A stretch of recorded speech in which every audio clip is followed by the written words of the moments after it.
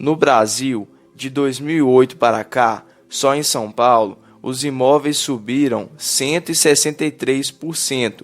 R$ 1 milhão é o novo 380 mil no Banco Imobiliário da vida real. O metro quadrado na capital paulista e no Rio já está entre os mais altos do mundo.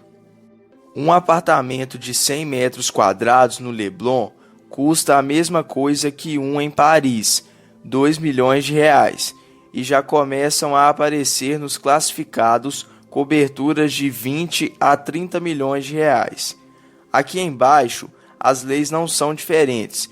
O Big Mac brasileiro é o quinto mais caro do mundo. Enquanto os moradores de Tóquio pagam R$ 7 por ele, nós gastamos R$ 11,25. E olha que o Japão não é exatamente um país conhecido pelo baixo custo de vida. Em Paris, que também não está na lista das cidades mais baratas da Terra, você paga R$ 25 por uma coxa de pato. E não é só frango que a gente manda e é vendido mais barato lá fora. Mandamos carros. O Gol sai da fábrica em São Bernardo do Campo e desliza de Cargueiro até o México. O modelo básico lá é o 1.6 4 portas com ar-condicionado. Aqui, um Gol assim sai por R$ 37 mil. Um apartamento no bairro Jardins, em São Paulo, pode chegar a valer R$ 30 milhões, com suítes, vagas na garagem e etc. Mas com essa grana, por exemplo, você compra um palácio na França, uma vila em Portugal, uma fazenda na Itália, uma cobertura no litoral da Espanha e mais um chalé nos Alpes. O gasto de brasileiros no exterior é o que mais cresce no país. O PIB travou, mas a quantidade de dólares que gastamos lá fora sobe, que é uma beleza. Eram 10,9 bilhões de dólares em 2009. Hoje são 22 bilhões de dólares.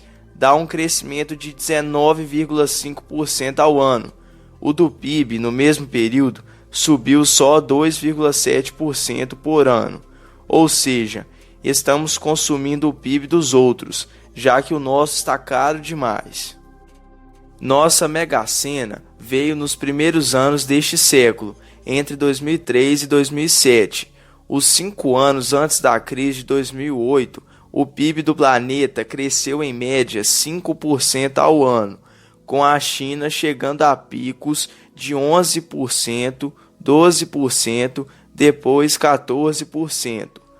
O Brasil surfou na onda de vender matéria-prima para o resto do mundo, principalmente minério de ferro, petróleo e comida, commodities, como dizem os economistas. Entre o começo dos anos 90 e 2002, exportávamos em média 54 bilhões de dólares por ano. De 2003 até 2011, a média triplicou para 155 bilhões de dólares. Não por coincidência, foi exatamente nesse período que 40 milhões de brasileiros saíram da pobreza, entraram para a classe C. Outros 9 milhões saíram da C e subiram para a A e a B. Tudo porque o dinheiro das exportações azeitou os motores da nossa economia. Imagine a situação. Um cara financiou um apartamento de R$ 380 mil em São Paulo em 2008 e perdeu o emprego. Não conseguiu mais pagar as parcelas do financiamento. O que acontece com o banco que pagou os 380 mil pelo apartamento lá atrás? Ele vai e vende por 1 milhão, por exemplo. É dinheiro certo. Nisso, os gerentes começaram a receber qualquer um de braços abertos. Nem parecia um banco mesmo. Era o milagre da multiplicação do crédito. Se em 2007 os financiamentos habitacionais representaram 1,5% do PIB, em 2012 já eram 5,5%. Há 10 anos existiam 4 bilhões de reais voando pelo sistema financeiro na forma de crédito imobiliário. Hoje são 100 bilhões de reais. E se a demanda já estava quente, Com o estouro da boiada do crédito, ela pegou fogo. Foi disparada em Rio, São Paulo, Brasília, Recife, Fortaleza e Belo Horizonte. Em todas essas capitais, o metro quadrado subiu mais que a inflação de 2008 para cá, já que foi de 25%. No Rio, foram 200%. De quebra, o preço do cimento, do aço e de tudo mais que você precisa para levantar um prédio também subiu. Quem reformou a casa recentemente sentiu o peso da argamassa de ouro.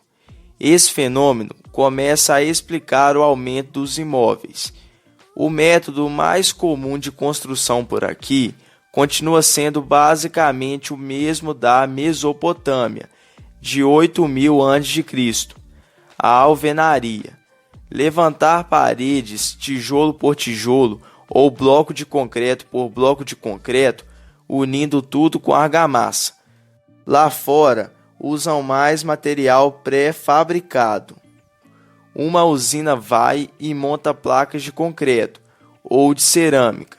As placas saem da usina, vão para a construção e os operários montam um prédio como se fosse um Lego gigante. Vão encaixando tudo. Se aqui um empreendimento com 2 torres de 35 metros exige até 1.500 trabalhadores e leva 42 meses para ficar pronto, os americanos erguem uma obra dessa magnitude em 30 meses e com metade dos funcionários. Investir em mais meios de produção é ótimo porque baixa os custos lá na frente. É um PIB que gera mais PIB. A argamassa não fica valendo ouro porque o país passa a produzir mais e melhor argamassa ou placas pré-fabricadas. A regra é óbvia. Quanto menos desenvolvido for um país, mais ele precisa gastar em investimento. Os emergentes colocam em média 31% de seus PIBs nisso. A Mongólia, novo quintal de commodities da China, 51%. Nós, 19%. É o mesmo tanto que o Egito, um país que só gastou de verdade com investimento quando fez as pirâmides. Quem pode se dar ao luxo de gastar pouco com investimento são nações que já se desenvolveram há tempos. Suíça, Bélgica, Finlândia, esses também estão no clube dos 19%, mas já são bem industrializados. Ainda não é o nosso caso, e, se continuarmos investindo pouco, nunca será. A falta de investimento é a explicação por trás do custo Brasil. O fato de que produzir aqui é mais caro e penoso do que em países desenvolvidos. Ferrovia é um caso clássico de investimento. Custa caro, mas dá retorno de longo prazo, tornando fretes mais baratos. O Brasil tem 29,8 mil quilômetros de linhas férreas. 10.000 foram construídos por Dom Pedro II. E hoje, nossas linhas não alcançam os lugares que mais precisam delas, como as regiões produtoras de soja no Mato Grosso. Nisso, a soja percorre boa parte do caminho até os portos de caminhão mesmo. Imposto é uma coisa tão complicada no Brasil que as empresas gastam 108 dias por ano só para preparar, registrar e pagar tributos. Estamos na posição 130 no ranking de burocracia do Banco Mundial, que é de trás para frente. Quanto mais embaixo na lista, mais burocrático é o país. As empresas gastam 1/3 do ano para lidar com impostos. São 88 tributos federais, estaduais e municipais, que vão da contribuição para a aposentadoria até a taxa de lixo. Além disso, as regras mudam constantemente. 46 normas tributárias são editadas por dia. A cada 26 minutos, a Receita Federal cria uma nova regra.